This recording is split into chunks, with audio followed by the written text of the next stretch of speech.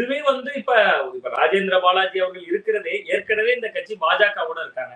இந்துத்துவ முகமா மாறிட்டு இருக்கு அதிமுக அப்படிங்கிற குற்றச்சாட்டு வந்து திமுக போன்ற தரப்பினர்கள்ல இருந்து எதிரொலிக்குது. இந்த நேரத்துல அவர் எங்கேயோ இருக்கக்கூடிய ஒரு தேவாலயத்துல போய் ஒரு சிறப்பு பிரார்த்தனை நடத்தினாரு.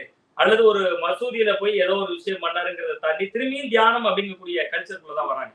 இப்ப இதுவே வந்து அதிமுக வந்து பின்னடைவு தான் ஏற்படுத்த செய்யும். அது வந்து ரொம்ப எளிதா இது வந்து மக்கள் மனதுல ஒரு எதிர்மறை கருத்தை உருவாக்குறதுக்கான ஒரு வாய்ப்பு இருக்கு. இன்னொன்னு நீங்க குறிப்பிட்டீங்க.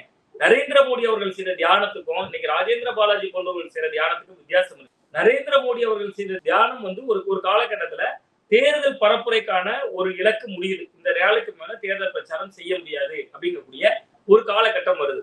அந்த தேர்தல் அவர் தொகுதியிலாம் பிரச்சாரம்லாம் பண்ணிட்டு அவர் வந்து சுவாமி விவேகானந்தர் தியானம் செய்த மண்ணுல சுவாமி விவேகானந்தர் தியானம் செய்த அந்த விவேகானந்தர் பாறையில நினைவில்லத்துல வந்து நரேந்திர மோடி அவர்கள் கிட்டத்தட்ட அவரு இளநீரை மட்டும் தான் குடிச்சாரு, சாப்பிடவே இல்லை என்பது போன்ற செய்திகள்லாம் வருது. அவர் அங்க இருந்து தியானம் பண்றாரு. இத வந்து அவருடைய தொகுதியில தேர்தல் பிரச்சாரத்துக்கான காலக்கெடுவே முடிஞ்சு போச்சு. இனிமேல் தான் தேர்தல் நடக்க போகுது. பட் 2 நாள் அவர் லைம்லைட்ல இருந்தார்.